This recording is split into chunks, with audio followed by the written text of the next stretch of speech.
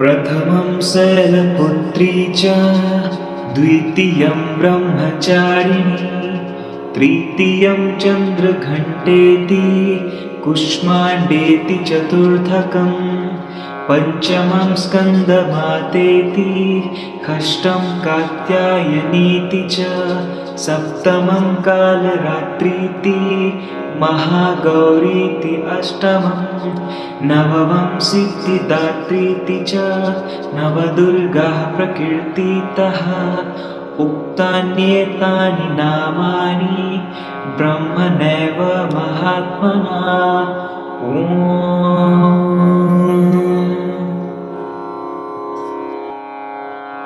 प्रथमं शैलपुत्री च द्वितीयं ब्रह्मचारिणी तृतीयं चन्द्रघण्टेति कुष्माण्डेति चतुर्थकं पञ्चमं स्कन्दमातेति षष्ठं कात्यायनीति च सप्तमं कालरात्रीति महागौरीति अष्टमं नवमं सिद्धिदात्रीति च नवदुर्गाः प्रकीर्तितः उक्तान्येतानि नामानि ब्रह्मणैव महात्मना।